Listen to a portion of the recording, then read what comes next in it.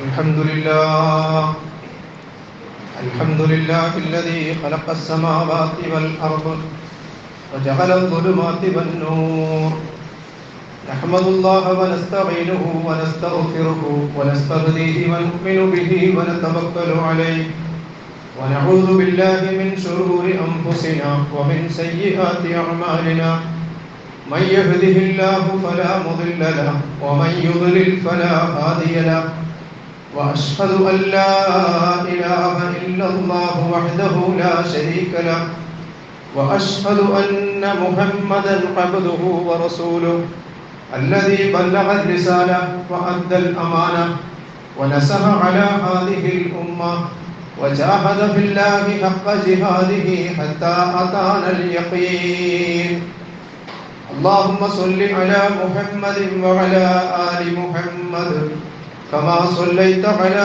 إبراهيم وعلى آل إبراهيم وبارك على محمد وعلى آل محمد كما باركت على إبراهيم وعلى آل إبراهيم في العالمين إنك حميد مجيد أيها الإخوان والأخوات أوصيكم ونفسي أولا بتقوى الله إن أريد إلا الإصلاح ما استطعت وما توفيقي إلا بالله عليه توكلت وإليه أنيب سبحانك اللهم لا علم لنا إلا ما علمتنا إنك أنت العليم الحكيم أعوذ بالله من الشيطان الرجيم بسم الله الرحمن الرحيم الله الذي خلقكم من ضعف ثم جعل من بعد ضعف قوة ثم جعل من بعد قوة ضعفا وشيبة يخلق ما يشاء وهو العليم القدير صدق الله العلي العظيم.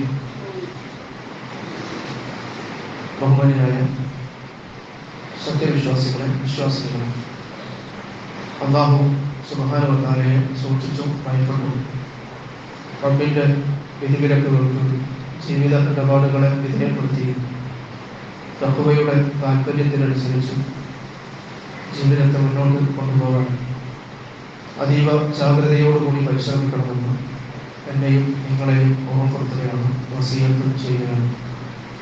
കരുണാവാരിധിയായ അല്ലാഹു സുബ്ഹാനഹു വ തആല അല്ലാഹുവിന്റെ ഇഷ്ടാനിഷ്ടങ്ങൾക്കനുസരിച്ച് ജീവിതത്തെ റോഡ് പിരിയുന്ന നേരം വരെയും നിലനിർത്തി കൊണ്ടുപോകാൻ അതുവഴി അല്ലാഹു മുത്തഖീങ്ങൾക്ക് സജ്ജമാക്കി വെച്ചിട്ടുള്ള പടച്ചവന്റെ സ്വർഗ്ഗം അനന്തരമെടുക്കാൻ നമുക്കെല്ലാവർക്കും തൗഫീഖ് നൽകി അനുഗ്രഹിക്കുമാറാകട്ടെ. നമുക്കൊക്കെ അറിയാവുന്നതുപോലെ കേരളം കണ്ട ഏറ്റവും വലിയ ഒരു ദുരന്തത്തിന്റെ ഞെട്ടൽ വിട്ടുമാറുന്നതിന് മുമ്പാണ് നമ്മൾ പടച്ചവന്റെ ഭവനത്തിൽ ജുമുഅ നമസ്കാരത്തിന് വേണ്ടി ഒരുമിച്ച് കൂടിയിരിക്കുന്നത്. നമ്മുടെ സമീപ ജില്ലയായ വയനാട്ടിലെ മുണ്ടക്കൈ ചൂരൽമല പ്രദേശങ്ങളിലുണ്ടായ അങ്ങേയറ്റം ദുഃഖകരമായ ഉരുൾപൊട്ടൽ അനേക മനുഷ്യരെ, അവരുടെ ജീവിതത്തെ, ജീവിത വിഭവങ്ങളെയൊക്കെ ഈ ലോകത്തു നിന്നും ഇല്ലാതാക്കിയിരിക്കുന്നു. ഇതുവരെ കിട്ടിയ വിവരമനുസരിച്ച് 300-ലധികം ആളുകൾ മരണപ്പെട്ടു കഴിഞ്ഞിട്ടുണ്ട്. സ്ത്രീകളും കുട്ടികളും ഉൾപ്പെടെ ഇനിയും ഒരുപാട് ആളുകളെ ഇപ്പോഴും കണ്ടെത്തിയിട്ടില്ല. രക്ഷാപ്രവർത്തനങ്ങൾ എല്ലാ സാധ്യതകളും ഉപയോഗപ്പെടുത്തിക്കൊണ്ടിരിക്കുന്നുണ്ടെങ്കിലും സർക്കാർ സംവിധാനങ്ങളും സന്നദ്ധ സംഘടനകളുമൊക്കെ ദുരന്തം അറിഞ്ഞത് മുതൽ വളരെ സാഹസികമായി തന്നെ ശ്രമിച്ചുകൊണ്ടിരിക്കുന്നുണ്ടെങ്കിലും പലയിടത്തും ആ സംവിധാനങ്ങൾ നിസ്സഹായമായി പോകുന്ന കാഴ്ചയാണ് നമ്മൾ കേട്ടുകൊണ്ടിരിക്കുന്നത്. ഈ ദുരന്തം ഉണ്ടാകുന്നതിന് ഏതാനും ദിവസങ്ങൾക്ക് മുമ്പാണ് കർണാടകയിലെ ശിരൂരിൽ മറ്റൊരു ദുരന്തം കേരളം അഭിമുഖീകരിച്ചത്. മലയാളിയായ ഡ്രൈവറും അദ്ദേഹം ഓടിച്ചിരുന്ന ലോറിയും അപ്രത്യക്ഷമായി ഏകദേശം 2 ആഴ്ചക്കാലം നിരന്തരമായി രാജ്യത്തിൻ്റെ മുഴുവൻ സംവിധാനങ്ങളും ഉപയോഗപ്പെടുത്തിയിട്ടുണ്ട്. നമ്മുടെ ശാസ്ത്ര സാങ്കേതിക സംവിധാനങ്ങളൊക്കെ പരിശ്രമിച്ചിട്ടും ഇപ്പോഴും ആ മനുഷ്യൻ ഒരു ചോദ്യചിഹ്നമായി നിൽക്കുകയാണ്. അദ്ദേഹത്തിൻ്റെ കുടുംബത്തിലാരോ ചോദിച്ചതുപോലെ ചന്ദ്രനിലേക്ക്, ബഹിരാകാശത്തേക്ക് മനുഷ്യനെ അയക്കാൻ സാധ്യമായ നമ്മുടെ നാടിന് ഒരു മനുഷ്യനെ മലമുറച്ചിട്ടിട്ട് ഇതുവരെ കണ്ടെത്താനായില്ലേ എന്ന് ചോദിക്കുകയുണ്ടായി. അത് നമ്മൾ നേടിയെടുത്തു എന്ന് നമ്മൾ അഭിമാനിക്കുന്ന ടെക്നോളജിയുടെയും സാങ്കേതിക വിദ്യയുടെയും ഒക്കെ നേർക്കുള്ള പരിഹാസ്യാത്മകമായ ഒരു ചോദ്യമായിട്ടാണ് നമുക്ക് കാണാൻ സാധിക്കുന്നത്. ഇപ്പോൾ നമ്മുടെ സമീപ ജില്ലയിലെ വയനാട്ടിലെ ഉരുൾപൊട്ടലിൽ 2 ഗ്രാമങ്ങൾ തന്നെ ഇല്ലാതായിരിക്കുകയാണ്. 2 ഗ്രാമങ്ങൾ തന്നെ ഇല്ലാതായിരിക്കുകയാണ്. ചരിത്രത്തിന്റെ ഭാഗമാക്കിയിരിക്കുകയാണ്. ഒരുപാട് സ്വപ്നങ്ങളുള്ള, ഒരുപാട് കണക്കുകൂട്ടലുകൾ ഉണ്ടായിരുന്ന, നിസ്സഹായരായ, നിരപരാധികളായ മനുഷ്യരാണ് ആ ദുരന്തത്തിൽ, ആ ഉരുൾപൊട്ടലിൽ മരിച്ചുപോയത്. വളരെ ദയനീയമാണ് അവിടെ നിന്ന് വന്നുകൊണ്ടിരിക്കുന്ന വാർത്തകൾ. ഉരുൾപൊട്ടലിൽ മരിച്ചുപോയ മനുഷ്യരെ, അവരുടെ മൃതദേഹങ്ങൾ, ഛിന്ന ഭിന്നമാക്കപ്പെട്ട അവയവങ്ങളൊക്കെ 17 കിലോമീറ്ററുകൾക്ക് പുറത്ത് മലപ്പുറം ജില്ലയിലെ പോത്തുകല്ലിലാണ്, നിലമ്പൂരിനടുത്ത പോത്തുകല്ലിൽ നിന്നാണ് കണ്ടെടുത്തുകൊണ്ടിരിക്കുന്നത്. ആ വഴിയിൽ, ഈ 17 കിലോമീറ്റർ വഴിയിലൂടെ കല്ലിലും ഒക്കെ തട്ടി സഞ്ചരിച്ച് മൃതദേഹങ്ങൾ, അവയവങ്ങളൊക്കെ ഛിന്ന ഭിന്നമായിരിക്കുന്നു. ഇത് മാത്രമല്ല, ഈ വഴിയിലാണ് സൂചിപ്പാറ വെള്ളച്ചാട്ടമുള്ളത്. ഒരുപാട് അടി ഉയരത്തിൽ നിന്നും കുത്തിയൊലിക്കുന്ന വെള്ളം നേരെ വന്നു വീഴുന്നത് കരിമ്പാറയിലാണ്. ആ വെള്ളത്തിലൂടെ ഒഴുകി വരുന്ന മനുഷ്യർ ഈ കരിമ്പാറയിൽ വളരെ മുകളിൽ നിന്നും വീഴുമ്പോൾ സ്വാഭാവികമായും ശരീരം ഛിന്ന ഭിന്നമാകാൻ ഏറെ സാധ്യതയുണ്ട്. അതുപോലെ തന്നെ കല്ലുകളിലും മരങ്ങളിലുമൊക്കെ തട്ടിയും അവയവങ്ങൾ ചിതറാൻ സാധ്യതയുണ്ട് എന്നാണ് പറഞ്ഞിട്ടുള്ളത്. ഏതായാലും ആ ദുഃഖത്തിൽ നമ്മളെല്ലാവരും പങ്കുചേരുകയും നമ്മുടെയൊക്കെ പ്രാർത്ഥനകൾ അവർക്ക്, അവരുടെ കുടുംബാംഗങ്ങൾക്ക് ധാരാളമായി നൽകുകയും ചെയ്യേണ്ട സന്ദർഭമാണ്. ഇത്തരം ദുരന്തങ്ങൾ അവർക്ക് മാത്രമല്ല, ജീവിച്ചിരിക്കുന്ന നമുക്കും പരീക്ഷണമാണ്. ഇത് ജീവിതത്തിന്റെ ക്ഷണികതയെ നമ്മെ ഓർമ്മപ്പെടുത്തുന്നുണ്ട്. നമ്മുടെ നിസ്സാരതയെക്കുറിച്ച് നമ്മളെ ബോധ്യപ്പെടുത്തുന്നുണ്ട്. നമ്മുടെ ദൗർബല്യത്തെ തിരിച്ചറിയാൻ നമുക്ക് കാരണമാകേണ്ടതുണ്ട്. അതോടൊപ്പം ദുരന്തത്തിനിരയായവരോട് അങ്ങേയറ്റം അനുകമ്പാപൂർണമായ സമീപനം സ്വീകരിക്കാൻ നമുക്ക് സാധിക്കേണ്ടതുണ്ട്. യഥാർത്ഥത്തിൽ ഇത്തരം ദുരന്തങ്ങൾ ഉണ്ടാകുമ്പോൾ മനുഷ്യർ എന്ന നിലക്ക് സ്വന്തത്തെക്കുറിച്ച്, നമ്മുടെ നിലപാടുകളെക്കുറിച്ച് ചില ചോദ്യങ്ങൾ ഉയർന്നു വരിക സ്വാഭാവികമാണ്. പ്രത്യേകിച്ചും പരിസ്ഥിതിയോടുള്ള, പ്രകൃതിയോടുള്ള മനുഷ്യന്റെ സമീപനത്തിൽ സംഭവിക്കുന്ന വീഴ്ചകൾ ഇത്തരം ദുരന്തങ്ങൾക്ക് കാരണമാകുന്നുണ്ടോ എന്നത് വളരെ ആത്മപരിശോധന അറിയിക്കുന്ന ഒരു വിഷയവുമാണ്. ഈ ദുരന്തങ്ങളുണ്ടായ, ഇതിനു മുമ്പ് നേരത്തെ ഉരുൾപൊട്ടിയ പുത്തുമല തുടങ്ങിയ പ്രദേശങ്ങളെ സംബന്ധിച്ചൊക്കെ ഉത്തരവാദപ്പെട്ട കേന്ദ്രങ്ങൾ നേരത്തെ തന്നെ, വർഷങ്ങൾക്ക് മുമ്പ് തന്നെ പല മുന്നറിയിപ്പുകളും നൽകിയതാണ്. പശ്ചിമ ഘട്ടത്തിന്റെ നിലവിലുള്ള അവസ്ഥ വളരെ ദുർബലമാണ്.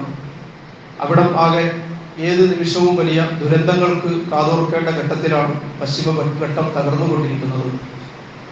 അത് നമ്മൾ പരിഗണിച്ചില്ലെങ്കിൽ കേരളം വലിയ ദുരന്തങ്ങൾക്ക് അധിക സമയം കാത്തിരിക്കേണ്ടി വരികയില്ല എന്ന് ഏതാനും വർഷങ്ങൾക്ക് മുമ്പാണ് മാധവ് ഗാഡ്ഗിൽ എന്ന് പറയുന്ന സർക്കാർ തന്നെ നിയോഗിച്ച കമ്മിറ്റിയുടെ റിപ്പോർട്ട് പുറത്തു വന്നിട്ടുണ്ട്. പക്ഷെ അത്തരം റിപ്പോർട്ടുകളൊക്കെ കേവലം ഒരു റിപ്പോർട്ട് മാത്രമായി അവശേഷിക്കുകയും തുടർ നടപടികൾ സമയാസമയങ്ങളിൽ എടുക്കാതിരിക്കുകയും ചെയ്തതിൻ്റെ കൂടി ഫലമായിരിക്കാം ഇത്തരം ദുരന്തങ്ങൾ എന്ന് നമ്മൾ മനസ്സിലാക്കുകയാണ്. യഥാർത്ഥത്തിൽ നമ്മുടെ ഇത്തരം സംഭവങ്ങളൊക്കെ ഉണ്ടാകുമ്പോൾ ഈ പ്രകൃതിയോടുള്ള മനുഷ്യന്റെ സമീപനം വളരെ പ്രധാനമാണ്.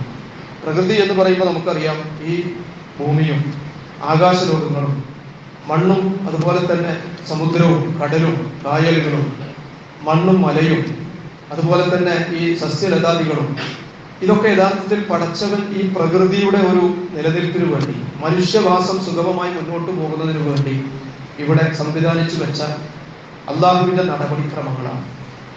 അതിനോടുള്ള നമ്മുടെ സമീപനം പടച്ചവൻ തന്നെ നമ്മോട് പറഞ്ഞതുപോലെ അതിനെ പരിപാലിച്ചുകൊണ്ട്, ഭൂമിയെ പരിപാലിച്ചുകൊണ്ട്, പ്രകൃതിയെ പരിഗണിച്ചുകൊണ്ട് ജീവിക്കാൻ ബാധ്യസ്ഥനാണ് യഥാർത്ഥത്തിൽ മനുഷ്യൻ. പക്ഷെ അതേസമയം പലപ്പോഴും സംഭവിക്കുന്നത് മനുഷ്യന്റെ ആർത്തി, മനുഷ്യന്റെ ദുര, മനുഷ്യന്റെ ആഡംബര ഭ്രമം, ഇത് പലപ്പോഴും പ്രകൃതിയോടുള്ള നമ്മുടെ സമീപനത്തിൽ പലപ്പോഴും തലതിരിഞ്ഞ നിലപാടുകൾ സ്വീകരിക്കാൻ ഉത്തരവാദപ്പെട്ട കേന്ദ്രങ്ങൾ വരെ ശ്രമിക്കാറുണ്ട്. അതൊക്കെ ചോദ്യം ചെയ്യുമ്പോൾ എന്ന് പറഞ്ഞാൽ നമ്മുടെ വികസനം വേണം എന്ന കാര്യത്തിൽ ആർക്കും അഭിപ്രായ വ്യത്യാസം ഉണ്ടാവുകയില്ല. അതേസമയം ഏത് വികസനങ്ങളും മണ്ണിനും മനുഷ്യനും വേണ്ടിയാകണം. മണ്ണിനെയും മനുഷ്യനെയും പ്രകൃതിയെയും പരിസ്ഥിതിയെയും പരിഗണിച്ചുകൊണ്ടാകണം. മണ്ണിനെയും മനുഷ്യനെയും മറന്നുകൊണ്ടുള്ള ഏത് വികസനവും അത് പിന്നീട് വലിയ ദുരന്തങ്ങൾക്കാണ് വഴിവെക്കുക എന്ന് ബുദ്ധിയുള്ളവർ, വിവേകമുള്ളവർ, സമൂഹത്തോട് പ്രതിബദ്ധതയുള്ളവർ, മനുഷ്യത്വമുള്ളവർ പലപ്പോഴും ചൂണ്ടിക്കാണിക്കുമ്പോൾ അവരെയൊക്കെ മുദ്ര കുത്താറുള്ളത്, അവരെയൊക്കെ ആക്ഷേപിക്കാറുള്ളത്, ഉത്തരവാദിത്തപ്പെട്ട കേന്ദ്രങ്ങൾ പോലും അവരെ മുദ്രയടിക്കാറുള്ളത് വികസന വിരോധികൾ എന്നൊക്കെയാണ് പലപ്പോഴും മുദ്രയടിക്കാറുള്ളത്. യഥാർത്ഥത്തിൽ ഈ സംഗതി നമ്മൾ പഠിക്കുമ്പോൾ പടച്ചവൻ ഈ ഭൂമിയിൽ മനുഷ്യനെ നിശ്ചയിച്ചത് ഈ മണ്ണിനെയും മനുഷ്യത്തിനൊക്കെ പരിഗണിച്ചുകൊണ്ട് ജീവിക്കാൻ വേണ്ടിയാണല്ലോ. അല്ലാഹു സുബ്ഹാനഹു വ തആല ഈ ഭൂമിയിലുള്ളത് മുഴുവനും മനുഷ്യന് വേണ്ടി സൃഷ്ടിച്ചതാണ്. ഹുവല്ലദീ ഖലഖലക്കും വാഫിൽ അർളി ജമീഅ, നിങ്ങൾക്ക് വേണ്ടിയാണ് ഈ ഭൂമിയിലുള്ളത് മുഴുവൻ സൃഷ്ടിച്ചിരിക്കുന്നത്. പക്ഷെ ഇത് ഏതാനും നാളത്തേക്ക് ഇവിടെ ജീവിക്കുന്ന മനുഷ്യന് വേണ്ടിയുള്ളതല്ല, ലോകാവസാനം വരെ ഇവിടെ ജനിക്കാനിരിക്കുന്ന മനുഷ്യന് വേണ്ടിയുള്ളതാണ്. തങ്ങളുടെ ആർത്തിയെ തൃപ്തിപ്പെടുത്താൻ വരും തലമുറയെ പരിഗണിക്കാതെയുള്ള ഇത്തരം തലതിരിഞ്ഞ വികസനങ്ങളുടെ കൂടി അനന്തര ഫലമല്ലേ ഇത്തരം ദുരന്തങ്ങൾ എന്നുകൂടി നമുക്ക് ചിന്തിക്കാൻ കഴിയേണ്ടതുണ്ട്. യഥാർത്ഥത്തിൽ ഇത്തരം പ്രകൃതി ദുരന്തങ്ങളൊക്കെ ഉണ്ടാകുമ്പോൾ ഒരുപാട് നിരപരാധികളാണ് യഥാർത്ഥത്തിൽ അതിന്റെ ഇരകളാക്കപ്പെടുന്നത്. ഈ പറഞ്ഞ ആർത്തിയുടെയും ദുരയുടെയും വാക്താക്കളോ അല്ലെങ്കിൽ ഇതിന്റെയൊക്കെ ഫലമായി വലിയ ആഡംബര ജീവിതം നയിച്ചുകൊണ്ടിരിക്കുന്നവരോ അല്ല പലപ്പോഴും ഇതിന്റെ ഇരകളാക്കപ്പെടുന്നത് എന്നാണ് നമ്മെ ഏറ്റവും കൂടുതൽ ദുഃഖിപ്പിക്കുന്ന വസ്തുത. അതേസമയം ഇത്തരം സംഗതികളൊക്കെ സംഭവിക്കുമ്പോൾ മഹാമാരികൾ കേരളത്തിൽ, ലോകം മൊത്തം കഴിഞ്ഞ 2 വർഷം മുമ്പ് വലിയൊരു മഹാമാരിയെ നേരിടുകയുണ്ടായി. മനുഷ്യൻ സ്തംഭിച്ചു പോയ, മനുഷ്യന്റെ എല്ലാ വലിയ അഹങ്കാരങ്ങളും നിമിഷ നേരം കൊണ്ട് തകർന്നു പോയ, ലോകം മുഴുവൻ അതിനു മുന്നിൽ പകച്ചു നിന്ന ഏകദേശം 2 വർഷങ്ങൾ കഴിഞ്ഞു പോയിട്ടുണ്ട്. ഇങ്ങനെയൊക്കെ സംഭവിക്കുമ്പോൾ നമ്മൾ മനസ്സിലാക്കേണ്ടത് നമ്മൾ എത്ര ദുർബലരാണ്, നമ്മൾ എത്ര നിസ്സഹായരാണ്, നമ്മൾ എത്രമാത്രം കഴിവ് കുറഞ്ഞവരാണ് എന്ന ഒരു സ്വയം തിരിച്ചറിവ്. അതുപോലെ തന്നെ ഐഹിക ജീവിതത്തിന്റെ നൈമിഷികതയെ സംബന്ധിച്ച്, ദുനിയാവിന്റെ ക്ഷണികതയെ സംബന്ധിച്ച്, നമ്മുടെ നിസ്സാരതയെ സംബന്ധിച്ചൊക്കെ നമുക്ക് തിരിച്ചറിയാനും ഈ ജീവിതത്തിന്റെ നേർക്ക് അള്ളാഹു നൽകിയ ആയുസ്സിനോടുള്ള സമീപനത്തെ കൃത്യപ്പെടുത്താനും ഒക്കെ ഇത്തരം സന്ദർഭങ്ങൾ സഹായകമാകേണ്ടതുണ്ട്. മനുഷ്യനെന്ന നിലക്ക് നമ്മുടെ ദൗർബല്യങ്ങളിലേക്കും സ്വന്തമെന്നൊക്കെ നമ്മൾ കരുതുന്ന നമ്മുടെ ശാരീരികമായ കഴിവുകളുടെ പരിമിതികളിലേക്കുമൊക്കെ നമ്മുടെ നിസ്സഹായതയിലേക്കുമൊക്കെ നമ്മുടെ ശ്രദ്ധ ക്ഷണിക്കുന്ന വിശുദ്ധ ഖുർആനിന്റെ ഒരുപാട് ആയത്തുകൾ നമുക്ക് കാണുവാൻ സാധിക്കും. അത്തരത്തിലുള്ള ഒരു ആയത്താണ് ഞാൻ ഈ ഖുതുബയുടെ ആരംഭത്തിൽ ഓതിയത്. സൂറത്ത് റൂമിലെ 54-ാമത്തെ ആയത്താണ്. അല്ലാഹുല്ലദീ ഖലഖക്കും, അല്ലാഹു പറയാണ്, മനുഷ്യ നിങ്ങളെ പടച്ചത് അല്ലാഹുവാണ് നിങ്ങളെ സൃഷ്ടിച്ചത്. അഥവാ നമ്മൾ ആരും ഈ ഭൂമിയിൽ ജനിച്ചു വീണത് നമ്മുടെ ആരുടെയും തീരുമാനപ്രകാരമല്ല, നമ്മുടെ ആരുടെയും ഉദ്ദേശപൂർണമായ തീരുമാനവുമല്ല, നമ്മുടെ ആരുടെയും ആസൂത്രണവും മൂലമല്ല. നമ്മെ ഭൂമിയിലേക്ക് അല്ലാഹു സുബ്ഹാനഹു വ തആല അയക്കുമ്പോൾ നമ്മോട് ആരോടും പടച്ചവൻ സമ്മതം ചോദിച്ചിട്ടില്ല, ഒരഭിപ്രായം നമ്മോട് തേടിയിട്ടില്ല, നമ്മുടെ മാതാപിതാക്കളോടും അഭിപ്രായം ചോദിച്ചിട്ടില്ല. എന്ന് പറഞ്ഞാൽ നമ്മൾ ഈ ഭൂമിയിലേക്ക് വന്നത് അതിൽ നമുക്ക് ഒരു നിയന്ത്രണവും ഒരു പങ്കുമില്ല നമ്മുടെ ജനനത്തിൽ എന്നാണ് അതുകൊണ്ട് നമ്മൾ മനസ്സിലാക്കേണ്ടത്. അതേസമയം നമ്മെ സൃഷ്ടിക്കുമ്പോൾ തന്നെ ഈ ഭൂമിയിൽ നമുക്ക് ജീവിക്കാനുള്ള ഒരു അവധി അല്ലാഹു സുബ്ഹാനഹു വ തആല നിശ്ചയിച്ചിട്ടുണ്ട്. ആ അവധി വരെ മാത്രമേ നമ്മൾ ഇവിടെ ജീവിക്കുകയുള്ളൂ. അതിനപ്പുറം നമുക്കിവിടെ ജീവിക്കാൻ ഒരിക്കലും സാധ്യമല്ല. ആ അവധിക്ക് തന്നെ നമ്മൾ ഇവിടെ നിന്ന് തിരിച്ചു പോകേണ്ടവരാണ്. ഇത് ഐഹിക ജീവിതത്തെ കുറിച്ചുള്ള നമ്മുടെ ഒരു തിരിച്ചറിവായി മാറണം. ഇനി നമ്മുടെ ആയുസ്സിന്റെ ദൈർഘ്യം അള്ളാഹു തീരുമാനിച്ചിട്ടുണ്ട്. അങ്ങനെ അള്ളാഹു നമ്മുടെ ആയുസ്സിന്റെ ദൈർഘ്യം നിശ്ചയിക്കുമ്പോഴും അതിനെക്കുറിച്ച് നമ്മോടോ നമ്മുടെ മാതാപിതാക്കളോടോ അല്ലെങ്കിൽ മറ്റു വല്ലവരോടോ ഒന്നും അല്ലാഹു സുബ്ഹാനഹു വ തആല ഒരഭിപ്രായവും പടച്ചവൻ ചോദിച്ചിട്ടില്ല. ഇനി നമ്മളോട് അഭിപ്രായം ചോദിക്കാതെ, നമ്മുടെ മാതാപിതാക്കളോട് അന്വേഷിക്കാതെ, നമ്മുടെ ആയുഷിന്റെ ദൈർഘ്യം അള്ളാഹു തീരുമാനിച്ചെങ്കിൽ അത് എത്രയാണെന്ന് നമ്മളെ അറിയിച്ചിട്ട് പോലുമില്ല. അത് അറിയിക്കാതിരിക്കുക എന്നത് അള്ളാഹു അവന്റെ ഒരു സുന്നത്തായി, പടച്ചവന്റെ ഒരു നടപടിയായി, ഒരു നയമായി അള്ളാഹു സ്വീകരിച്ചതാണ്. ഞാൻ പറഞ്ഞു വരുന്നത്, അള്ളാഹു ഉദ്ദേശിച്ചപ്പോൾ നമ്മെ ഇവിടെ ജനിപ്പിച്ചു. പടച്ചവൻ ഇച്ഛിക്കുമ്പോൾ നമ്മെ അള്ളാഹു തിരിച്ചു കൊണ്ടുപോകും. അഥവാ നമ്മുടെ വരവിലും തിരിച്ചുപോക്കിലും നമുക്കോ നമ്മളല്ലാത്ത മറ്റു വല്ലവർക്കുമോ നമ്മുടെ പിതാക്കൾക്കോ അല്ലാത്ത മറ്റാർക്കെങ്കിലുമോ ഒരു പങ്കുമില്ല എന്ന് പറഞ്ഞാൽ ഇവ രണ്ടിലും നമ്മൾ തികച്ചും നിസ്സഹായരാണ് എന്നർത്ഥം. ഇനി ഈ ജനന മരണങ്ങൾക്കിടയിലുള്ള ജീവിതത്തിന്റെ കാര്യത്തിലോ, ജനനത്തിന്റെ കാര്യത്തിൽ നമുക്ക് യാതൊരു നിയന്ത്രണവുമില്ല, മരണത്തിന്റെ കാര്യത്തിലും നമ്മുടെ നിയന്ത്രണത്തിലല്ല. ഈ ജനന മരണങ്ങൾക്കിടയിലുള്ള ജീവിതത്തിന്റെ കാര്യത്തിലും അതേപ്പറ്റി നമ്മൾ ചിന്തിച്ചാലും നമ്മുടെ ദൗർബല്യം നമുക്ക് ബോധ്യമാകും. എനിക്കിപ്പോ ഏകദേശം 53 വയസ്സ് കഴിയും. നിങ്ങളിൽ പലർക്കും ഇതുപോലെ 30, 35, 40, 50, 60 ഒക്കെ വയസ്സായ ആളുകളാണ് എന്റെ മുമ്പിൽ ഇരിക്കുന്നത്. പ്രിയമുള്ളവരെ, നമ്മുടെ ഈ ആയുസ്സിനിടയിൽ നമുക്ക് ബുദ്ധി ഉദിച്ചത് മുതൽ നാളിതുവരെയുള്ള നമ്മുടെ ഈ കാലത്തിനിടയിൽ ഓരോ ദിവസവും ഒരുപാട് ആളുകളുടെ മരണ വാർത്ത നമ്മൾ അറിയാറുണ്ട്.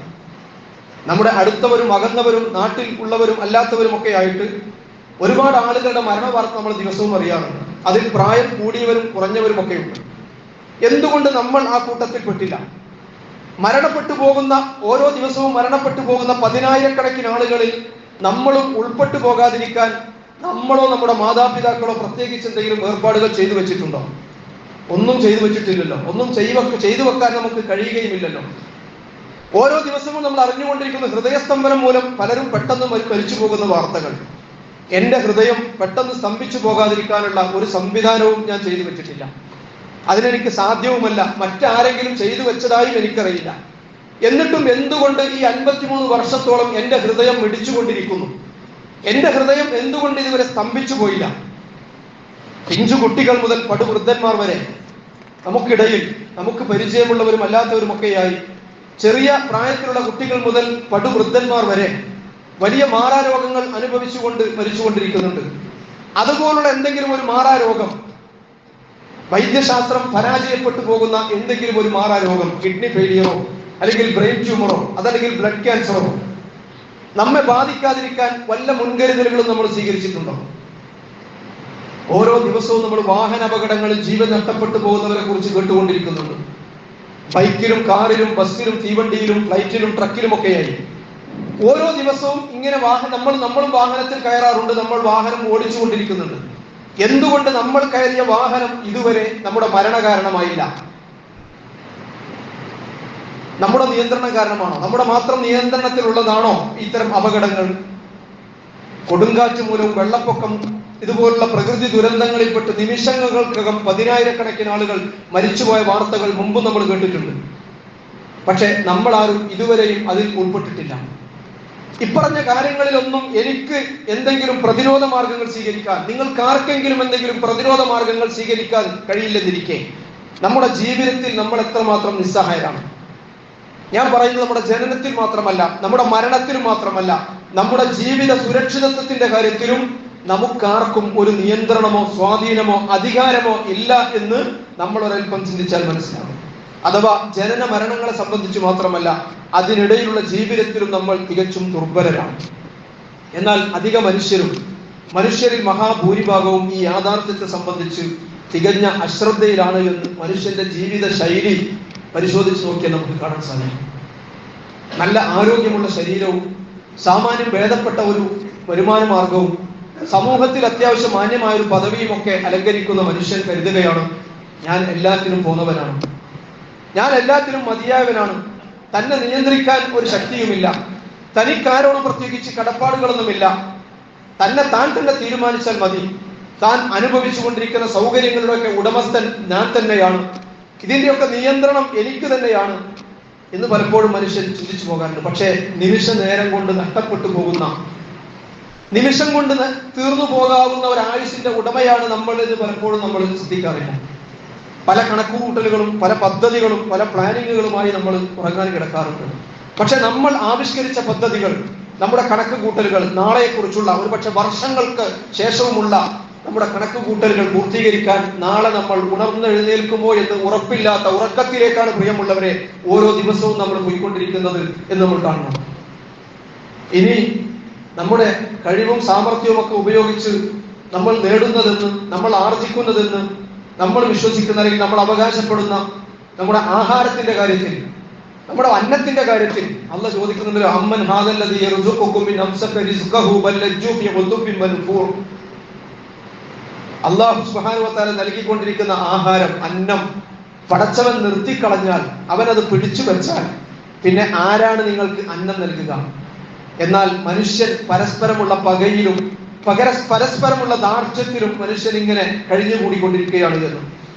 അപ്പോ ആഹാരം കിട്ടുന്നത് നമ്മൾ അധ്വാനിച്ചുകൊണ്ട്, നമ്മൾ കൃഷി ചെയ്തുകൊണ്ടും, നമ്മൾ ജോലി ചെയ്തുകൊണ്ടുമല്ലേ എന്നൊക്കെയാണ് നമ്മൾ ചിന്തിക്കുക. അപ്പോഴും അല്ലാഹുവിന്റെ മറ്റൊരു ചോദ്യമുണ്ട്, ഖുൽ അറഅയ്തും മിൻ അസ്ബഹ മാഉകും ഗൗറൻ ഫമൻ യഅതീകും ബിമാഇൻ മഈൻ. നിങ്ങളുടെ എല്ലാ അന്നത്തിന്റെയും ഉറവിടമായ, നിങ്ങൾ കഴിച്ചുകൊണ്ടിരിക്കുന്ന മുഴുവൻ ഭക്ഷണ വിഭവങ്ങളും ഉണ്ടാക്കിയെടുക്കുന്നതിന്റെ അടിസ്ഥാനമായ ജലത്തെക്കുറിച്ച് നിങ്ങൾ ചിന്തിച്ചിട്ടില്ലേ? നിങ്ങളുടെ ഈ വെള്ളം അല്ലാഹു സുബ്ഹാനഹു വ തആല അങ്ങ് വറ്റിച്ചു കളഞ്ഞാൽ ഫമൻ യഅതീകും ബിമാഇൻ മഈൻ, നിങ്ങൾക്ക് ഒഴുകുന്ന ശുദ്ധജലം കൊണ്ടുവരാൻ പിന്നെ ആരാണുള്ളത് എന്ന് അല്ലാഹു ചോദിക്കുന്നത്. അഫറഅയ്തുമുൽ മാഅ അല്ലദീ തശ്റബൂൻ. നിങ്ങളിപ്പോൾ യഥേഷ്ടം കുടിച്ചുകൊണ്ടിരിക്കുന്ന വെള്ളത്തെ കുറിച്ച് നിങ്ങൾ ചിന്തിക്കുന്നില്ല മനുഷ്യ. അഅൻതും അൻസൽതുമൂഹു മിനൽ മുസ്നി അം നഹ്നുൽ മുൻസിലൂൻ. നിങ്ങളാണോ ഈ മേഘങ്ങളിൽ നിന്നും അത് വർഷിക്കുന്നത്, അതോ നാമാണോ എന്ന് അല്ലാഹു സുബ്ഹാനഹു വ തആല ചോദിക്കുന്നുണ്ട്. അല്ലെ, ഓരോ വസ്തുവും അതിന്റെ വില മനസ്സിലാകുന്നത് അതിന്റെ അഭാവത്തിലാണ്. എന്തും വിലമതിക്കപ്പെടുന്നത് അതിന്റെ വിരുദ്ധാവസ്ഥയിലാണ്. മുമ്പ് വായിച്ചു തോർക്കുന്നുണ്ട്, മരുഭൂമിയിലൂടെ വഴിതെറ്റി അലയുന്ന ഒരു മനുഷ്യൻ, വഴി തെറ്റി മരുഭൂമിയിൽ അകപ്പെട്ടു പോയ ഒരു മനുഷ്യനെ കുറിച്ച് അയാളുടെ യാത്രാ വിഭവങ്ങളൊക്കെ തീർന്നു പോയി. കണ്ണെത്താ ദൂരത്തൊന്നും ഒരു യാത്രാ സംഘത്തെ പോലും കാണുന്നില്ല.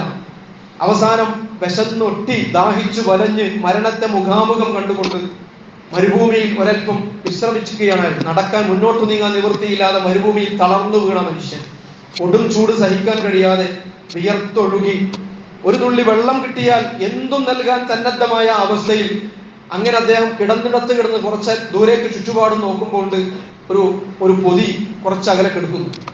എഴുന്നേറ്റ് നിൽക്കാൻ നിവൃത്തിയില്ല. എഴഞ്ഞിഴഞ്ഞ് ആ പൊതിയുടെ സമീപത്തേക്ക് അദ്ദേഹം എത്തുകയാണ്. അദ്ദേഹം ആർത്തിയോടുകൂടി ആഗ്രഹിക്കുന്നത്, അങ്ങേയറ്റം അദ്ദേഹം ആഗ്രഹിക്കുന്നത് ആ പൊതിക്കുള്ളിൽ ഒരു കഷ്ണം റൊട്ടിയായെങ്കിൽ എന്നാണ്. ഒരു കഷ്ണം റൊട്ടിയായിരുന്നെങ്കിൽ ഒരല്പനേരം കൂടി തന്റെ വിശപ്പ് ഇനി അറുതി വരുത്താമായിരുന്നു, കുറച്ചു നേരം കൂടി തന്റെ ജീവൻ പിടിച്ചു നിർത്താമായിരുന്നു എന്ന് ചിന്തിച്ചുകൊണ്ട് അദ്ദേഹം ഇഴഞ്ഞിഴഞ്ഞ് മണ്ണിലൂടെ ഇഴഞ്ഞ് ആ വെയിലും സഹിച്ച് ഇഴഞ്ഞ ആ പൊതിയുടെ അടുത്തെത്തി.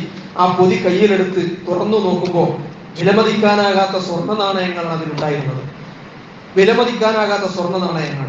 അദ്ദേഹം ദേഷ്യം കൊണ്ട്, അങ്ങേയറ്റത്തെ പിന്നെ പ്രയാസം കൊണ്ട്, വിഷമം കൊണ്ട് ആ പൊതി വലിച്ചെറിയുകയാണ്. ഞാൻ പറഞ്ഞു വരുന്നത്, എന്തും വിലമതിക്കപ്പെടുന്നത് ആവശ്യങ്ങളുടെ കാര്യത്തിലാണ്, അല്ലെങ്കിൽ ഒന്നിന്റെ അഭാവത്തിലാണ് അതിന്റെ വില നമുക്ക് മനസ്സിലാക്കാൻ സാധിക്കുക. വെള്ളം യഥേഷ്ടം ലഭിച്ചുകൊണ്ടിരിക്കുമ്പോൾ അതിന്റെ വില നമുക്ക് മനസ്സിലാവുകയില്ല. കുടിക്കാൻ വെള്ളം കിട്ടിയിട്ടില്ലെങ്കിൽ പിന്നെ നമ്മൾ സമ്പാദിച്ചു വെച്ച പണം കൊണ്ടെന്ത് ഫലമാണ്? ഇത് എവിടെ നിന്നാണ് മനുഷ്യൻ ലഭിക്കുന്നത്? അല്ലാഹുല്ലദീ ഖലഖസ് സമാവാതി വൽ അർദ് വഅൻസല മിനസ് സമാഇ മാഅൻ ഫഅഖ്റജ ബിഹി മിനസ് സമറാത്തി റിസ്ഖൻ ലക്കും. അല്ലാഹുവാണ് ആകാശഭൂമികളെ സൃഷ്ടിച്ചതും ആകാശത്ത് നിന്ന് മഴ വർഷിപ്പിക്കുന്നതും അതുവഴി ഫലങ്ങൾ ഉത്പാദിപ്പിക്കുന്നതും നിങ്ങളെ ആദരിപ്പിക്കുന്നതും. ഞാൻ പറഞ്ഞു വരുന്നത്, ഭൂമിയിൽ മനുഷ്യന്റെയും മറ്റു മുഴുവൻ ജീവജാലങ്ങളുടെയും ഒക്കെ നിലനിൽപ്പിന് അടിസ്ഥാനമായ സകല വസ്തുക്കളുടെയും മുഴുവൻ അതോറിറ്റിയും അല്ലാഹു സുബ്ഹാനഹു വ തആലയാണ് എന്നതൊരു യാഥാർത്ഥ്യമാണ്. ഞാൻ പറഞ്ഞു വന്നത്, മനുഷ്യരെന്ന നിലക്ക് നമ്മെ സംബന്ധിച്ചിടത്തോളം നമ്മുടെ ജനന മരണങ്ങളുടെ കാര്യത്തിൽ മാത്രമല്ല, നമ്മുടെ ജീവിതത്തിന്റെ നിലനിൽപ്പിന്റെയും നമ്മുടെ ഐഹികമായ ആവശ്യങ്ങളുടെയും കാര്യത്തിലും നമുക്കൊരു നിയന്ത്രണമോ നമുക്കൊരു സംരക്ഷണമോ അള്ളാഹുവിൻ്റെതല്ലാത്ത മറ്റു വല്ല അവലംബമോ വല്ല ആശ്രയമോ നമുക്കില്ല എന്ന ബോധ്യം നമുക്കുണ്ടാകണം. എന്ന് പറഞ്ഞാൽ നമ്മ ഈ ലോകത്തേക്ക് വന്നതും നമ്മൾ ഈ ലോകത്ത് ജീവിക്കുന്നതും നമ്മൾ ഈ ലോകത്ത് മടങ്ങുന്നതും ഒക്കെ അള്ളാഹുവിന്റെ ഇച്ഛയും അവന്റെ തൗഫീഖും അവന്റെ തഖ്ദീറും ഒക്കെ അനുസരിച്ചുകൊണ്ട് മാത്രമാണ്. മനുഷ്യൻ എന്ന നിലക്ക്, പടച്ചവന്റെ അനേക സൃഷ്ടിജാലങ്ങളിൽ ഒന്ന് മാത്രമായ ഒരു മനുഷ്യൻ എന്ന നിലക്ക് നമ്മൾ അങ്ങേയറ്റം നിരാലംബരാണ്. നമ്മൾ അള്ളാഹുവിനെ എല്ലാ കാര്യത്തിലും ആശ്രയിക്കേണ്ടവരാണ്. പടച്ചവന്റെ സംരക്ഷണത്തെയും കാരുണ്യത്തെയും ആശ്രയിച്ചുകൊണ്ട് മാത്രമേ ഒരു നിമിഷം പോലും നമുക്ക് ഈ ഭൂമിയിൽ ജീവിക്കാൻ കഴിയുകയുള്ളൂ. പ്രിയമുള്ളവരെ, ഈ ഒരു യാഥാർത്ഥ്യം നമ്മൾ ശരിക്കും ഉറക്കും ഉൾക്കൊണ്ട് കഴിഞ്ഞാൽ പിന്നെ നമ്മൾ അന്വേഷിക്കേണ്ടത്, ഈ ജീവിതം നമുക്ക് യാതൊരു നിയന്ത്രണമില്ലാത്ത, നമുക്ക് യാതൊരു സ്വാധീനവുമില്ലാത്ത ഈ ജീവിതം എങ്ങനെ നമ്മൾ മുന്നോട്ട് കൊണ്ടുപോകണം എന്നതിനെ സംബന്ധിച്ചാണ് നമ്മൾ ആലോചിക്കേണ്ടത്. അഥവാ നമ്മുടെ സമ്പൂർണ്ണ നിയന്ത്രണവും അധികാരവുമുള്ള പടച്ച റബ്ബ് എങ്ങനെ ജീവിക്കണം എന്നാണോ എന്നോട് പറഞ്ഞിട്ടുള്ളത്, അത് നമ്മൾ അന്വേഷിക്കണം, അത് നമ്മൾ അറിയണം. അതിനനുസരിച്ചുള്ള ഒരു ജീവിതം നമ്മൾ ഇവിടെ കെട്ടിപ്പൊടിക്കണം. വലക്കും ഫിൽ അർളി മുസ്തഖറുൻ വ മതാഉൻ ഇലാഹി. ഒരു നിശ്ചിത കാലം വരെ ഭൂമിയിൽ നിങ്ങൾക്ക് വാസവും ജീവിത സാമഗ്രികളും അള്ളാഹു നിശ്ചയിച്ചിട്ടുണ്ട്. പടച്ചവൻ നമുക്ക് നിശ്ചയിച്ചിട്ടുണ്ട്. ആ ജീവിതകാലത്ത് അള്ളാഹു നൽകിയ ആ ആയുഷിന്റെ കാലത്ത് അള്ളാഹു തന്നെ പറയുന്നത്, മൻ അമില സ്വാലിഹൻ മിൻ ദക്കരിൻ ഔ ഉൻസാ വഹുവ മുഅ്മിനുൻ ഫലനുഹയ്യന്നഹു ഹയാതൻ ത്വയ്യിബ വലനജ്സിയന്നഹും അജ്റഹും ബിഅഹ്സനി മാ കാനൂ യഅമലൂൻ. പുരുഷനാകട്ടെ സ്ത്രീയാകട്ടെ, ഏതൊരാൾ സത്യവിശ്വാസം സ്വീകരിച്ചുകൊണ്ട് അമലു സ്വാലിഹാത്തുകൾ അനുഷ്ഠിക്കുന്നുവോ ഈ ലോകത്ത് അവർക്ക് നാം വിശുദ്ധമായ ജീവിതം നൽകും. മാത്രവുമല്ല, വലനജ്സിയന്നഹും അജ്റഹും ബിഅഹ്സനി മാ കാനൂ യഅമലൂൻ. അവർ ചെയ്ത സൽക്കർമ്മങ്ങളുടെ ശ്രേഷ്ഠമായ കർമ്മങ്ങളുടെ അടിസ്ഥാനത്തിൽ അവരുടെ പ്രതിഫലം നാം തീർച്ചയായും നൽകുകയും ചെയ്യും. പ്രിയമുള്ളവരെ, മനുഷ്യനെ സംബന്ധിച്ചിടത്തോളം അവരുടെ ഐഹികമായ ക്ഷേമത്തിനും പാരത്രികമായ വിജയത്തിനും മനുഷ്യൻ സ്വീകരിക്കേണ്ട ജീവിത രീതി എന്താണെന്ന് പടച്ച റബ്ബ് വളരെ കൃത്യമായി പഠിപ്പിക്കുകയാണ്. നമ്മെ സൃഷ്ടിച്ച നാഥൻ, നമ്മെ മരിപ്പിക്കുന്ന നാഥൻ, നമുക്കിവിടെ ജീവിക്കാൻ ആവശ്യമായ മുഴുവൻ വിഭവങ്ങളും നൽകിയ നാഥൻ നമ്മെ പഠിപ്പിക്കുകയാണ്. ഈ ആയത്തിന്റെയും ഇതുപോലുള്ള ഒരുപാട് ആയത്തുകളുടെയും ഒക്കെ വെളിച്ചത്തിൽ നമ്മുടെ ജീവിതത്തെ ക്രമീകരിക്കാൻ, നമ്മുടെ ജീവിതത്തെ മുന്നോട്ട് കൊണ്ടുപോകാൻ കഴിഞ്ഞാൽ ഈ ജീവിതത്തിൽ നമുക്ക് നിർഭയത്വം അനുഭവിക്കാം. ഈ ജീവിതം നമുക്ക് യുഹയ്യന്നഹു ഹയാതൻ ത്വയ്യിബ, വളരെ ശുദ്ധമായ, വളരെ പരിശുദ്ധമായ, വളരെ സമാധാനമുള്ള ജീവിതം നമുക്ക് ലഭിക്കും. മറുലോകത്ത് അറ്റമില്ലാത്ത പ്രതിഫലവും അല്ലാഹു സുബ്ഹാനഹു വ തആല നമുക്ക് നമ്മെ കാത്തു വെച്ചിട്ടുണ്ട്. അതിന് നമ്മെ അർഹരാക്കുന്ന വിധം, അതിന് അർഹത നേടിയെടുക്കുന്ന വിധം അള്ളാഹു അനുവദിച്ചു തന്ന ആയുസ്, എത്രയെന്നറിയാത്ത ആയുസ്, എപ്പോ അവസാനിക്കുമെന്നറിയാത്ത ആയുസ് എങ്ങനെയൊക്കെ പ്രയോജനപ്പെടുത്തണം എന്ന് നമ്മൾ ആലോചിക്കണം. അവശമായ ശൈശവത്തിന്റെയും ബലഹീനമായ വാർദ്ധക്യത്തിന്റെയും ഇടയിലുള്ള ആരോഗ്യമുള്ള ഒരു ജീവിതം അള്ളാഹു നമുക്ക് നൽകിയിട്ടുണ്ട്, അല്ലെ? ബലഹീനമായ ഒരു ബാല്യം നമുക്ക് കഴിഞ്ഞു പോയിട്ടുണ്ട്. ഒന്നിനും കഴിയാത്ത, നമ്മുടെ അന്നത്തിന് പോലും മറ്റുള്ളവരെ ആശ്രയിക്കേണ്ടി വരുന്ന, മാതാപിതാക്കളെ ആശ്രയിക്കേണ്ടി വരുന്ന ബലഹീനമായ ഒരു ബാല്യം എനിക്കും നിങ്ങൾക്കും ഒക്കെ കഴിഞ്ഞു പോയിട്ടുണ്ട്. ഇനി അള്ളാഹു ആയുസ് ദീർഘിപ്പിച്ചു തരികയാണെങ്കിൽ അവശമായ വിവശമായ ഒരു വാർദ്ധക്യവും നമ്മളെ കാത്തിരിക്കുന്നുണ്ടാകും. അവിടെയും നമ്മുടെ പ്രാഥമികമായ ആവശ്യങ്ങൾക്ക് പോലും പരസഹായം ആവശ്യമായി വരുന്ന ഒരു ഘട്ടമാണ് അവശമായ വാർദ്ധക്യം എന്ന് പറയുന്നത്.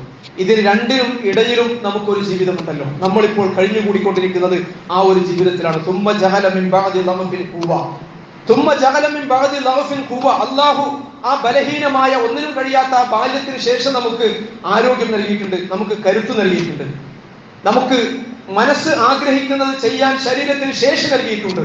പക്ഷേ ഈ ശേഷി, ഇപ്പൊ നമ്മൾ അനുഭവിച്ചു കൊണ്ടിരിക്കുന്ന ആരോഗ്യാവസ്ഥ, പ്രിയമുള്ളവരെ, ഒരിക്കലും അത് സ്ഥായിയല്ല, ഒരിക്കലും സ്ഥിരമായി നമ്മുടെ കൂടെ ഉണ്ടാകുന്നതല്ല. നമ്മുടെ അഭിപ്രായമോ നമ്മുടെ അനുവാദമോ അന്വേഷിക്കാതെ തന്നെ ഈ ആരോഗ്യമുള്ള അവസ്ഥക്ക് ശേഷം പടച്ച റബ്ബ് നമുക്ക് ആയുസ് അനുവദിച്ചിട്ടുണ്ടെങ്കിൽ വീണ്ടും വിവശമായ ഒരു വാർദ്ധക്യത്തിലേക്ക്, അല്ലെങ്കിൽ വാർദ്ധക്യത്തിന്റെ ഒരു ബലഹീനതയാണ് നമ്മളെ കാത്തിരിക്കുന്നത്. തുമ്മ ജഹല മിൻ ബഅദി ഖുവ്വത്തിൻ ലഅഫൻ വ ശൈബ.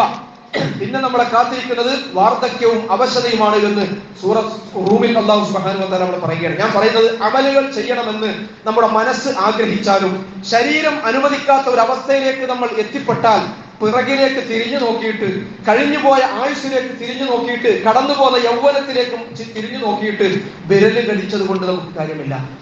പ്രിയമുള്ളവരെ, ആ അവശഘട്ടത്തിൽ എത്തുന്നതിന് മുമ്പ്, ആരോഗ്യം നഷ്ടപ്പെടുന്നതിന് മുമ്പ്, ഈ ബലമുള്ള ആരോഗ്യമുള്ള അവസ്ഥ അവസാനിക്കുന്നതിന് മുമ്പ് നമുക്കിപ്പോൾ ലഭ്യമായ ഈ ആരോഗ്യാവസ്ഥയെ നമ്മുടെ തന്നെ പാരത്രിക വിജയത്തിലേക്കുള്ള കരുതിവെപ്പുകളാക്കി മാറ്റാൻ, ആഖിറത്തിലേക്കുള്ള ഏറ്റവും അമൂല്യമായ സമ്പാദ്യ ശേഖരണത്തിനുള്ള വഴിയാക്കി മാറ്റുവാൻ ബോധപൂർവമായ ശ്രമങ്ങൾ ഉണ്ടാകേണ്ടതുണ്ട്. അതാണ് യഥാർത്ഥത്തിൽ ഈ ജീവിതത്തിന് നേർക്കുള്ള ബുദ്ധിപരമായ നിലപാട് എന്ന് നമ്മൾ ആലോചിക്കണം. വാർദ്ധക്യത്തിന്റെ അവശതയിലെത്തിയിട്ട് കടന്നു പോകുന്ന കാലഘട്ടത്തിലേക്ക് നമ്മളൊക്കെ തിരിഞ്ഞു നോക്കുമ്പോൾ ദുഃഖിക്കാൻ ഇടവരാതിരിക്കാൻ, അതല്ലെങ്കിൽ മരണവേള നമ്മളെ തേടിയെത്തുമ്പോൾ നമ്മൾ നഷ്ടപ്പെട്ടു പോയ അവസരങ്ങളെ കുറിച്ചോർത്ത് വിരൽ കടിക്കാതിരിക്കാൻ, അന്തിമമായി അള്ളാഹുവിന്റെ മുമ്പിൽ വിചാരണയ്ക്ക് വേണ്ടി ചെന്നു നിൽക്കുമ്പോൾ പടച്ചവനെ ഒരിക്കൽ കൂടി ജീവിതത്തിലേക്ക് തിരിച്ചു പോകാൻ കഴിഞ്ഞെങ്കിൽ എന്ന് പടച്ചവന്റെ മുമ്പിൽ വിലപിക്കാതിരിക്കാൻ, നമ്മൾ ഇപ്പോൾ കടന്നുപോയിക്കൊണ്ടിരിക്കുന്ന ഇന്നുകളെ, നമ്മുടെ വർത്തമാനത്തെ അമലു സ്വാലിഹാത്തുകൾ കൊണ്ട് അധികരിപ്പിച്ചുകൊണ്ട് ധന്യമാക്കുവാൻ പ്രയോജനപ്പെടുത്തുവാൻ എനിക്കും നിങ്ങൾക്കും കഴിയേണ്ടതുണ്ട്. അല്ലാഹു സുബ്ഹാനഹു വ തആല ആ രീതിയിൽ നമ്മുടെ ആയുസ്സിനെ ഫലപ്രദമായി പ്രയോജനപ്പെടുത്തി അള്ളാഹുവിന്റെ അടുത്ത് ധാരാളമായി അമലുകളുടെ ഭാണ്ഡങ്ങളുമായി നമ്മുടെ മീസാനുൽ ഹസനാത്തിന്റെ ഭാരം വർദ്ധിപ്പിക്കുന്ന അമലുകളുടെ വലിയ കരുതലുകളുമായി അള്ളാഹുവിനെ കണ്ടുമുട്ടുന്നവരുടെ കൂട്ടത്തിൽ നമ്മളെ എല്ലാവരെയും ഉൾപ്പെടുത്തി അനുഗ്രഹിക്കുമാറാകട്ടെ. അഖൂലു ഖൗലി ഹാദാ അസ്തഗ്ഫിറുല്ലാഹ ലി വലക്കും.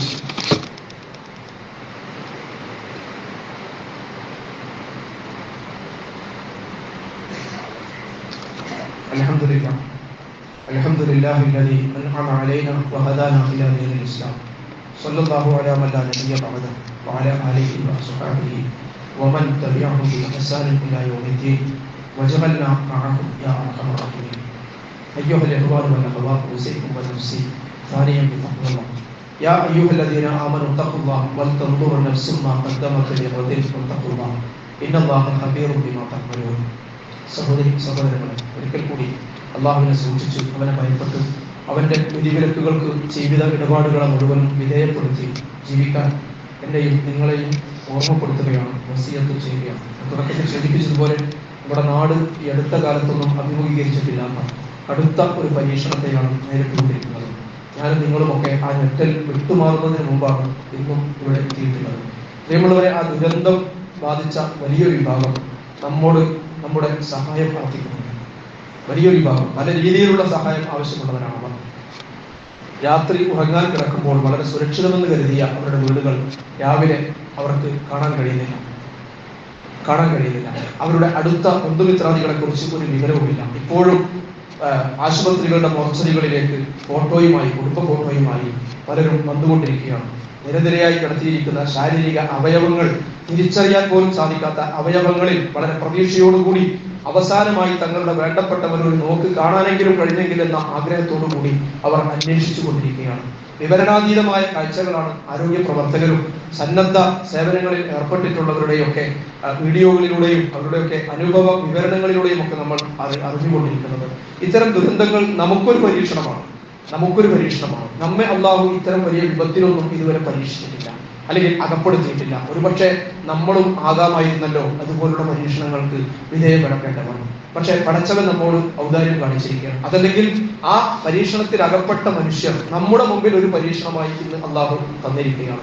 അവരോട് അനുകമ്പയോടുകൂടിയുള്ള സമീപനം സ്വീകരിക്കാൻ പല ആവശ്യങ്ങളും അവർക്കുണ്ട്. കിടന്നുറങ്ങാൻ വീട് നഷ്ടപ്പെട്ടവരുണ്ട്, ഭക്ഷണത്തിന് വകയില്ലാത്തവരുണ്ട്, അതുപോലെ തന്നെ വസ്ത്രമില്ലാത്തവരുണ്ട്, ചികിത്സ ധാരാളമായി ആവശ്യമുള്ളവരുണ്ട്, മരുന്നിന് പോലും വകയില്ലാത്തവരുണ്ട്, തൊഴിൽ ഇടങ്ങൾ നഷ്ടപ്പെട്ടവരുണ്ട്, വിദ്യാഭ്യാസം മുടങ്ങിപ്പോയവരുണ്ട്, നിരാലംബരുണ്ട്, ജീവിതമാർഗം വഴിമുട്ടിയവരുണ്ട്. പ്രിയമുള്ളവരെ, അവരെ സഹായിക്കുക, അവരെ ചേർത്ത് പിടിക്കുക എന്നത് നമുക്ക് അവരോടുള്ള ബാധ്യതയാണ്, പടച്ചവനോടുള്ള ബാധ്യതയുമാണ്. അപ്പോ അള്ളാഹു നമുക്ക് നൽകിയ അനുഗ്രഹങ്ങൾക്ക് നന്ദി കാണിക്കാനുള്ള ഒരു അവസരം കൂടിയാണ് ഈ അവശരും അബലരും ദുർബലരും നിരാലംബരും ദുരന്തത്തിന് ഇരയായവരുമായ ആളുകളെ നമ്മുടെ മുമ്പിൽ വരുമ്പോൾ നമ്മൾ കാണുന്നത്. പ്രിയമുള്ളവരെ, അതുകൊണ്ട് കേരളത്തിലുടനീളം ഇന്ന് ഈ ദുർബലർക്ക് വേണ്ടി അവിടുത്തെ അതേ ദിവസം തന്നെ ഈ ദുരന്തമുണ്ടായ ഉടനെ തന്നെ കേരളത്തിലെ വളരെ പ്രശസ്തമായ രീതിയിൽ ഇതുപോലുള്ള സംഗതികളിൽ ഇടപെട്ടുകൊണ്ടിരിക്കുന്ന NGO പീപ്പിൾസ് ഫൗണ്ടേഷനും IRWയും ഒക്കെ ദുരിതാശ്വാസ ക്യാമ്പുകളും മറ്റുമൊക്കെ തുറന്ന് അവർക്ക് ആവശ്യമായ സേവനങ്ങൾ നിർവഹിച്ചുകൊണ്ടിരിക്കുന്നത്. നമ്മൾ ചെലവഴിക്കുന്ന ഒരു പൈസ പോലും അത് അതിന്റെ അവകാശികൾക്കല്ലാതെ ലഭിക്കുകയില്ല എന്ന ഉറച്ച ബോധ്യം നാളിതുവരെയുള്ള നമ്മുടെ ഒരു ഹിസ്റ്ററി വെച്ചുകൊണ്ട് നമുക്ക് ഉറപ്പിച്ച് പറയാൻ സാധിക്കും. അതുകൊണ്ട് നമ്മളാൽ കഴിയുന്ന വിധം ആ ഹതഭാഗ്യരായ ജനവിഭാഗത്തോട്, നമ്മുടെ സഹോദരി സഹോദരങ്ങളോട്, മനുഷ്യർ എല്ലാവരും അള്ളാഹുവിന്റെ കുടുംബങ്ങളാണ്. മനുഷ്യരിൽ അള്ളാഹുവിന് ഏറ്റവും ഇഷ്ടപ്പെട്ടവർ ജനങ്ങൾക്ക് ഏറ്റവും കൂടുതൽ പ്രയോജനപ്പെടുന്നവരാണ്. അങ്ങനെ നമ്മുടെ ദുരിതബാധിതരായ ജനങ്ങൾക്ക് പ്രയോജനപ്പെടുന്നവരായി അള്ളാഹുവിന്റെ സ്നേഹഭാചനങ്ങളായി തീരാൻ അള്ളാഹു നമുക്ക് തൗഫീഖ് നൽകി അനുഗ്രഹിക്കുമാറാകട്ടെ. والمسلمين والمسلمات الأحياء منهم والأموات إنك مجيب الدعوات ويا قاضي الحاجات طيب ثراهم وجبل الجنة مأواهم. اللهم أعز الإسلام والمسلمين وأذل الشرك والمشركين. اللهم دمر أعداءك وأعداء الدين. اللهم أصلح لنا ديننا الذي هو عصمة أمرنا، وأصلح لنا دنيانا التي فيها معاشنا، وأصلح لنا آخرتنا التي إليها معادنا. اللهم اجعل الحياة زيادة لنا في كل خير، واجعل الموت راحة لنا من كل شر. اللهم أجرنا من خزي الدنيا وعذاب الآخرة. اللهم توفنا وأهلنا مسلمين وألحقنا بالصالحين. اللهم انصر إخواننا وانصر إخواننا الذين مستضعفين في الأرض يا أرحم الراحمين. اللهم انصر إخواننا في فلسطين، اللهم انصر إخواننا في غزة، اللهم انصر إخواننا في كل بلاد المسلمين. اللهم انصرهم على عدوك وعلى عدوهم يا ذا الجلال والإكرام. ربنا اغفر لنا ولإخواننا الذين سبقونا بالإيمان